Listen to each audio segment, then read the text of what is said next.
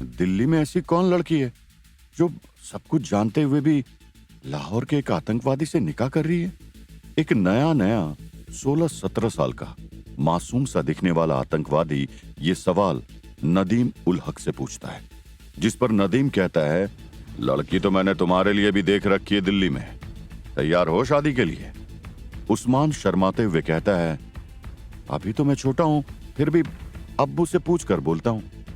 वहां बैठे हुए 60-70 खूंखार दिखने वाले आतंकवादी भी अपनी हंसी कंट्रोल नहीं कर पाते। नदीम उल हक इस बार जोर से और जोशीले अंदाज में कहता है, हम है दूल्हे वाले, हमारा मुल्क है दूल्हा, हमारा रहनुमा मौलवी दिल्ली पहुंच चुका है। अब हम बारात लेकर जाएंगे और हिंदुस्तान को अपनी दुल्हन बनाकर लेकर आएंगे। अब से हिंदुस्तान में 15 अगस्त भारत की आजादी का जश्न कभी नहीं होगा, क्योंकि उससे पहले ही हिंदुस्तान पर हमारा कब्जा होगा। इसलिए इस मिशन का नाम है निकाह। आखिर कौन था ये मौलवी जो दिल्ली में बैठकर हिंदुस्तान की बर्बादी की तैयारी कर रहा था? इस मंडराते हुए खतरे की खबर भारत के प्रधानमंत्री की मुख्य सचिव मंजरी नायक तक भी पहुंची है। लेकिन सवाल ये उठता है कि भारत को इस नए खतरे से बचाएगा कौन? लाहौर से करीब 400 किलोमीटर दूर दिल्ली के लक्ष्मी नगर में बैठी भारत की सुरक्षा एजेंसी SSI के एजेंट निखिल खाना पकाने में मास्टर शेफ से भी बेहतर है, और उसकी पत्नी मिष्टी का तो अपने पति के हाथ के राजमा चावल से मन ही नहीं भरता। निखिल की मम्मी इस बात से परेशान है कि एक तरफ उनका बेटा किचन में ही करामात दिखाता है और दूसरी तरफ उनकी बहू है जो निखिल की ही इंटेलिजेंस एजेंसी SSI में प्रमोशन पे प्रमोशन लिए जा रही है। मिष्टी निखिल से 2 रैंक सीनियर थी। आज निखिल अपनी मम्मी का दुखड़ा सुनने के लिए तैयार नहीं, क्योंकि उसका 6 साल से रूठा हुआ दोस्त रोहित मिलने आ रहा था। एक समय था जब दोनों 6 मिनट भी एक दूसरे के बगैर नहीं रहते थे। ये बात हमेशा निखिल को खटकती थी कि आखिर रोहित निखिल से इतनी बुरी तरह क्यों रूठा था। लेकिन आज निखिल को रोहित से मिलने का उत्साह अलग ही लेवल का था। उसके मन में यह सवाल उठा ही नहीं कि ऐसी क्या बात थी जो रोहित ने इतने सालों बाद खुद कॉल करके उसे मिलने के लिए बुलाया था। निखिल रोहित से मिलने US क्लब जाता है, लेकिन उसके वहां पहुंचने से कुछ देर पहले ही एक बहुत बड़ा बॉम्ब ब्लास्ट हुआ था। निखिल के पैरों के नीचे से जमीन खिसक जाती है।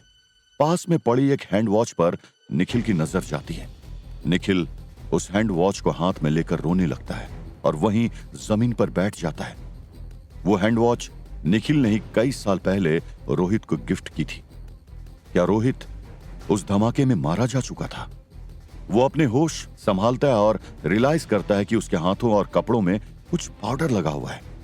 निखिल वहां से सीधा SSI की ऑफिस जाता है, अपने बॉस राठौर को यह बताने के लिए कि यह कोई मामूली धमाका नहीं, बल्कि भारत के खिलाफ एक बड़ी साजिश की जा रही है। सिर्फ उस पाउडर को देख के निखिल को ऐसा क्या समझ में आया था?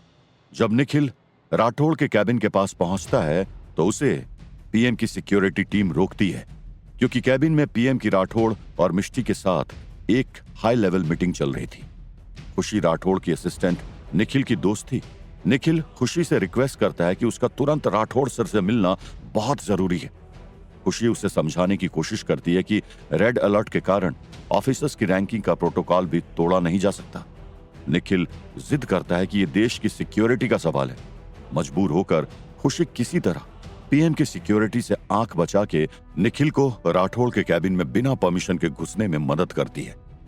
निखिल के अंदर आते ही PM और सारे ऑफिसर्स चौंक जाते हैं। इससे पहले कि निखिल कुछ बोल पाता, PM की सिक्योरिटी टीम अंदर आकर उसे दबोच लेती है। राठौड़ और मिष्टी बस देखते ही रह जाते हैं और निखिल को वहीं से खींच के ले जाया जाता है। जाते जाते निखिल चुपके से वो पाउडर का पैकेट खुशी के हाथ में दे जाता है। राठौड़ निखिल की इस हरकत से बहुत ज्यादा नाराज हो जाता है। निखिल की जांच करने के लिए तुरंत 3 लोगों की एक कमेटी बिठाई जाती है, जिसे निखिल की वाइफ मिष्टी हेड कर रही है। इंक्वायरी कमेटी निखिल के साथ कुछ सवाल जवाब करती है।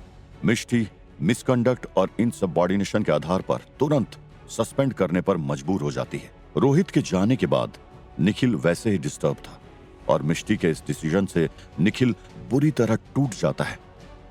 खुशी निखिल के लिए काफी चिंतित थी। निखिल के साथ जो हुआ उसे बुरा लगा। आखिर निखिल जो भी कर रहा था देश के लिए ही तो कर रहा था। खुशी उस पाउडर के पैकेट को जांचने के लिए आतिश को दे देती है। आतिश निखिल का दोस्त है और एसएसआई की टेक लैब में काम करता है। वो एथिकल हैकिंग में मास्टर भी है। खुशी उस पाउडर के टेस्ट का रिजल्ट सिर्फ निखिल को ही बताने को कहती है। सस्पेंड होने की परेशानी से ज्यादा निखिल को यही लग रहा था कि रोहित की मौत का जिम्मेदार वही है। अगर वो रोहित को मिलने यूएस क्लब में नहीं बुलाता तो रोहित आज भी जिंदा होता। निखिल को परेशान देख निखिल की मम्मी घर में बवाल मचा देती है। वो अपना पूरा गुस्सा मिष्टी पर निकालती है, क्योंकि आखिर सस्पेंड करने वाली तो मिष्टी ही थी। निखिल मिष्टी को मम्मी के सामने डिफेंड करता है और सिचुएशन संभालने के लिए मिष्टी को अलग कमरे में ले जाता है। मिष्टी निखिल को थैंक यू करती है कि उसने मम्मी के सामने मिष्टी को बचाया।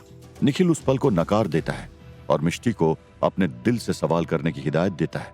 अगर निखिल मिष्टी का पति नहीं होता तो क्या ये समझने की कोशिश नहीं करती कि अगर निखिल ने पीएम के कॉन्फ्रेंस में जबरदस्ती घुसना चाहा तो कोई ना कोई महत्वपूर्ण कारण होगा। क्या वो उसे इतनी छोटी सी गलती पर सस्पेंड करने जैसा बड़ा कदम उठाती? निखिल वहां से चला जाता है और मिष्टी सोच में पड़ जाती है कि क्या उसने जो किया वो सही था।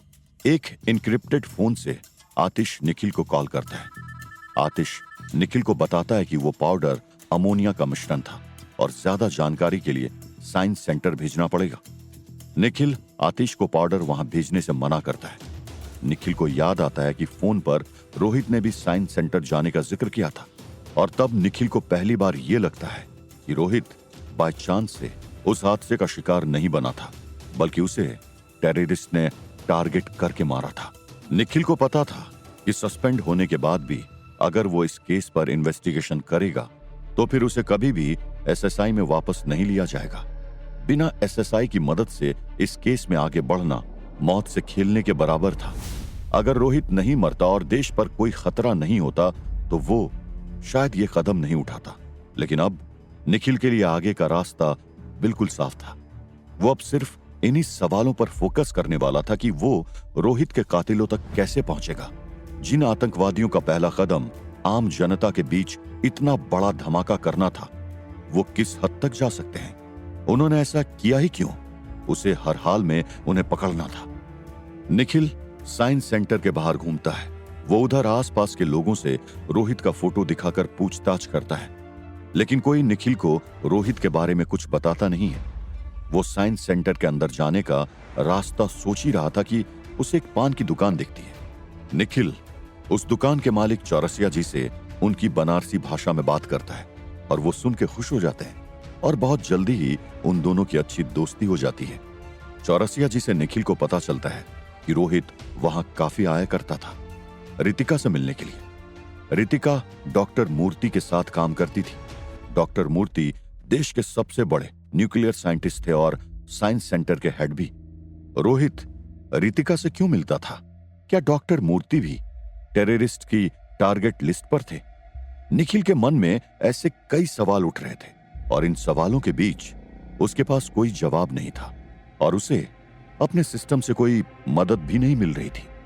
चौरसिया जी निखिल को यह भी बताते हैं कि रोहित ज्ञान से एक दो बार मिला था। ज्ञान यानी ज्ञानेंद्र सिंह एटीसी में एक जूनियर ऑफिसर था।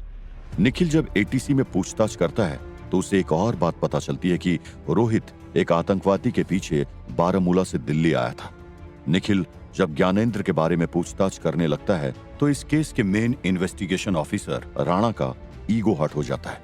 निखिल को एटीसी में अपना इन्वेस्टिगेशन बीच में ही रोकना पड़ता है। राणा के अजीब बर्ताव पर निखिल को शक होता है कि कहीं राणा दुश्मनों के साथ तो नहीं मिला हुआ था। राणा निखिल की शिकायत राठौड़ से कर देता है और राठौड़ निखिल को चेतावनी देता है कि अगर वो इस मामले से पीछे नहीं हटेगा तो वो अपनी नौकरी से हमेशा के लिए हाथ धो बैठेगा और तो और उस पर क्रिमिनल केस भी चलेगा। निखिल राठौड़ से कहता है कि वो सिर्फ एक एसएसआई ऑफिसर ही नहीं बल्कि इस देश का जिम्मेदार नागरिक भी है। वो ये सब इसलिए नहीं कर रहा है कि उसने अपने सबसे अच्छे दोस्त को खोया है, बल्कि उसके इंस्टिंक्ट्स उसे बता रहे हैं कि देश के खिलाफ कोई बहुत बड़ी साजिश चल रही है। वो सिर्फ हाथ पर हाथ धरे नहीं बैठ सकता, वो सच पता करके रहेगा, चाहे उसे कोई सपोर्ट मिले या नहीं। वो अपने देश के लिए कोई भी कुर्बानी दे सकता है, उसे अपनी जान की भी परवाह नहीं है। राठौड़ निखिल के कॉन्फिडेंस को देख के दंग रह जाता है। निखिल चौरसिया जी को एक मीनाकारी शंख देता है। उस शंख के अंदर एक छोटा कैमरा लगा होता है, जिससे वो साइंस सेंटर में आने जाने वाले लोगों पर नजर रखता है। उसका ध्यान रितिका की भाभी अंजू पर जाता है, जो रोज रितिका के लिए टिफिन लाती थी। निखिल अंजू का दूर से पीछा करता है। एक दिन जब अंजू रास्ते पर किसी बदतमीज छिछोरे को मारती है, तब निखिल को समझ में आता है कि वो कोई साधारण लड़की नहीं है। अंजू की ट्रेनिंग एक स्पेशल मार्शल आर्ट स्टाइल में हुई है। निखिल का शक और गहरा हो जाता है। हालांकि रितिका के भाई की मौत हो चुकी थी, लेकिन उसका अपनी भाभी अंजू के साथ बहुत गहरा रिश्ता था। रितिका मूर्ति से परेशान होकर साइंस सेंटर छोड़ देना चाहती थी, लेकिन अंजू ने उसे हिम्मत दिलाई थी कि रितिका बिना मूर्ति को सबक सिखाए साइंस सेंटर का काम नहीं छोड़ेगी। पाउडर के इन्वेस्टिगेशन के रिजल्ट्स देखकर आतिश टेंस हो जाता है और तुरंत निखिल को कॉल करके किसी सुनसान जगह पर मिलने के लिए बुलाता है, क्योंकि उसके पास उस पाउडर और केस से रिलेटेड काफी और जानकारी है। निखिल जब उस वीरान जगह पर पहुंचता है तो उसे आतिश कहीं नहीं मिलता है। जब निखिल आतिश को कॉल करता है तो रिंगटोन की आवाज से वो आतिश की लाश तक पहुंच जाता है। किसी ने कुछ देर पहले ही आतिश की गर्दन तोड़ के उसका मर्डर कर दिया था। निखिल अपने दोस्त की डेड बॉडी को देख के हिल जाता है। इस इन्वेस्टिगेशन की वजह से निखिल ने अपना एक और दोस्त खोया था। उसे आतिश का फोन उसके जूतों में छुपा हुआ मिलता है और वो उसे लेकर वहां से जल्दी चला जाता है। निखिल को आतिश के फोन से कुछ सुराग मिलते हैं, लेकिन सबसे जरूरी मसूद का नाम मिलता है। मसूद कौन था और आतंकवादियों की चैट लॉग में उनका नाम इतनी बार क्यों आया था? निखिल जब आतिश के जनाजे में शामिल होने जाता है तो वहां उसे आतिश की बेटी सबा मिलती है। सबा अभी सिर्फ 17 साल की है, लेकिन वो अपने पिता के कातिलों से बदला लेना चाहती है। निखिल सबा से मिलकर बहुत इमोशनल हो जाता है और उससे कहता है कि वो आतिश के कातिलों को ढूंढ कर रहेगा। आतिश की अपने वतन के लिए दी हुई जान की कुर्बानी को कभी भी जाया नहीं जाने देगा। अंजू रोज एक रेस्टोरेंट से टिफिन लेकर रितिका को देने जाती थी। निखिल का ध्यान जाता है कि रेस्टोरेंट का वेटर अब्बास अंजू को टिफिन बदल कर दिया करता था। अब्बास के चेहरे और शरीर पर काफी जलने के निशान थे और वो लंगड़ा भी था। उधर मिष्टी ने पता कर लिया था कि यूएस क्लब में जो टेररिस्ट बॉम्ब ब्लास्ट हुआ था उसमें एमेटॉक्सिन का इस्तेमाल हुआ था, जिसका फार्मूला भारत के डिफेंस साइंटिस्ट ने डिस्कवर किया था। इसका साफ मतलब यह था कि किसी देश के गद्दार ने यह फार्मूला लीक किया है। इस मुद्दे पर मिष्टी, राठौड़ और राणा की मीटिंग होती है। उन्हें पता लगाना था कि आखिर कौन था वो देशद्रोही। मीटिंग में राणा मिष्टी पर ताना मारता है कि उसका पति तो इन्वेस्टिगेशन में इंटरफेयर कर रहा है। अच्छा हुआ मिष्टी ने उस ट्रबल मेकर को सस्पेंड कर दिया। राणा के कमेंट पर मिष्टी की आंखें गुस्से से लाल हो जाती है, लेकिन वो अपने आप को किसी तरह कंट्रोल कर लेती है। राठौड़ को भी राणा की बात खटकती है और वो सोचता है कि क्या उसे निखिल का सस्पेंशन रिवोक करके फिर से फोर्स में ले आना चाहिए। निखिल की नजर अंजू पर 24/7 थी। वो उसका हर मूवमेंट ट्रैक कर रहा था। निखिल की कई रातें बिना सोए निकलती थी। एक दिन निखिल के हाथ अंजू का फेंका हुआ टिफिन लग जाता है और उसके ढक्कन में छपे हुए कोड को पढ़ने के लिए वो सबा को दे देता है। सबा अपने जीनियस होने का सबूत देती है जब उस कोड को वो क्रैक कर देती है। कोड में लिखा था, दहेज छुपा लो, 5 बाराती खतरे में, अलिफ तेसे। निखिल को दहेज और बारात शब्द आतिश के फोन में भी मिले थे। वो समझने की कोशिश करता है कि ये कोड्स आखिर हैं क्या। उसे लगता है कि अलिफ तेसे उर्दू में एटीसी का शॉर्ट फॉर्म है। निखिल एटीसी को आगाह करने के लिए अपने ईगो की परवाह न करते हुए वो राणा को कॉल करता है, लेकिन राणा उसे कोई रिस्पांस नहीं देता।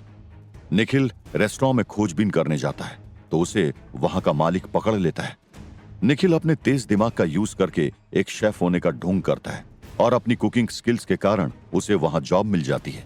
अब निखिल रेस्टोरेंट के अंदर से ही अब्बास और अंजू पर नजर रख सकता था। अगले दिन उसे पता पड़ता है कि साइंस सेंटर के अंदर किसी का कत्ल हो गया है। जिसको मारा गया उसका नाम था अक्षय त्रिलोक सिंह, यानी कि अलिफ तेसे।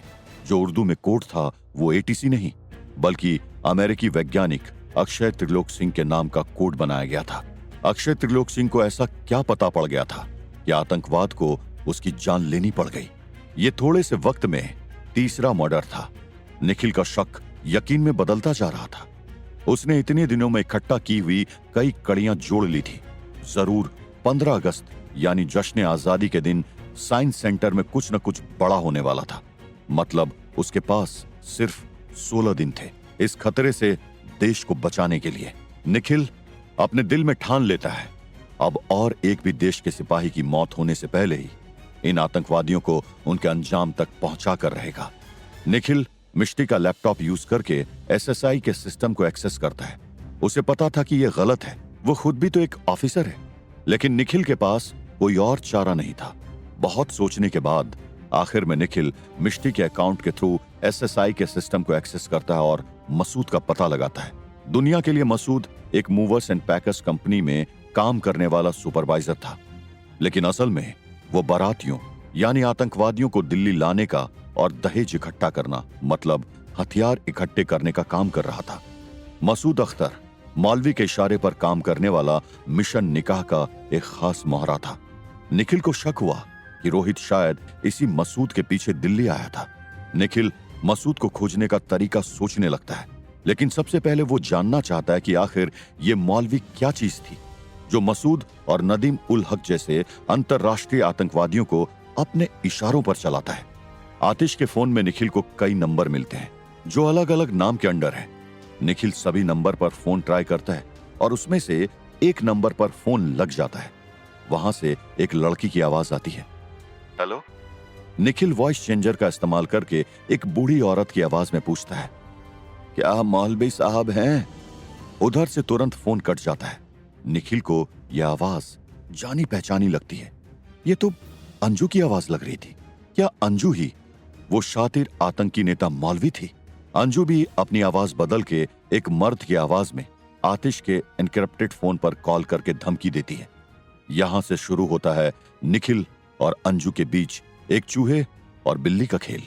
निखिल अपनी इन्वेस्टिगेशन में तेजी से आगे बढ़ रहा था, लेकिन जिस तरह की बातें अब्बास करता था, निखिल को लगता था कि कहीं अब्बास को उस पर कोई शक तो नहीं। निखिल 2 दिन बाद घर पहुंचता है। मिष्टी और निखिल के बीच में जबरदस्त बहस होती है। निखिल आखिर इतना गैर जिम्मेदार कैसे हो सकता है? एक तो उसे अपनी नौकरी की कोई परवाह नहीं है, उस पर उसने मिष्टी का लैपटॉप इस्तेमाल करके एसएसआई की सिक्योर साइट को एक्सेस कर लिया। मिष्टी की भी नौकरी जा सकती थी, उन दोनों पर देशद्रोह की कार्रवाई की जा सकती थी। निखिल मिष्टी को समझाता है कि वो कुछ गलती नहीं कर रहा है, उसके पास सिर्फ कुछ ही दिन बचे हैं और अगर वो सही प्रोसीजर फॉलो करने के चक्कर में पड़ा तो देश का बहुत बड़ा नुकसान हो जाएगा। निखिल की ये सब बातें मिष्टी की बर्दाश्त के बाहर हो चुकी थी। वो गुस्से में घर छोड़कर अपनी मां के पास चली जाती है। निखिल एसएसआई के सपोर्ट के बिना आगे बढ़ सकता था, लेकिन मिष्टी का भी साथ छूटा देख वो निराशा की ओर जाने लगा। निखिल को परेशान देख उसकी मम्मी उसे संभालती है। वो उसे याद दिलाती है कि उसके पापा क्या कहते थे कि वो सबसे पहले इस देश का एक सिपाही है और हर रिश्ते से ऊपर भारत मां के प्रति उसका कर्तव्य है। मम्मी की बात सुनकर निखिल के मन में फिर से नई हिम्मत जागती है। निखिल को पता पड़ता है कि साइंस सेंटर के अंदर कम से कम 5 बाराती यानी आतंकवादी घुसपैठ कर चुके हैं। वो अपना नाम बदल के वहां काम कर रहे हैं और अंदर ही अंदर दहेज यानी सैकड़ों टन बारूद और हजारों हथियार इकट्ठा कर चुके हैं। आखिर इतने गोला बारूद का ये क्या करने वाले थे? निखिल को जल्दी से जल्दी सारी डिटेल्स पता करके राठौड़ तक पहुंचानी थी, लेकिन वही होता है जिसका डर था। निखिल के रेस्टोरेंट में ज्यादा पूछताछ करने पर अंजू को शक हो जाता है। अंजू निखिल को मारने ही वाली थी कि अब्बास भाई इन वक्त पे आकर उसे बचा लेते हैं। इस वाकये के बाद निखिल के लिए अंजू का ट्रस्ट वापस जीतना आसान नहीं था। उसके लिए वो हर तरह की कोशिश कर रहा था। एक दिन अंजू के कहने पे अब्बास निखिल को साइंस सेंटर के अंदर का कुछ काम देता है, लेकिन गलती से अलार्म बज जाता है और निखिल अरेस्ट हो जाता है। निखिल को इस मुसीबत से बाहर निकलने का कोई रास्ता नजर नहीं आ रहा था। इधर वो हितार जेल में कैद था और उधर पल पल देश पर खतरा बढ़ता ही जा रहा था। साइंस सेंटर में ऐसा क्या था जिसके पीछे नदीम उल हक, मसूद और अंजू के साथ आतंकवादी की पूरी फौज मिलकर उसे हासिल करने में लगी थी? क्या निखिल रोहित, आतिश और बम धमाके में उन सैकड़ों हिंदुस्तानियों को उनकी मौत का इंसाफ दिला पाएगा? क्या निखिल को देश के लिए अपने और मिष्टी के रिश्ते की कुर्बानी देनी पड़ेगी? क्या जेल में कैद बैठा निखिल अपने देश को इतने भयानक खतरे से बचा पाएगा? जानने के लिए डाउनलोड करें पॉकेट FM ऐप।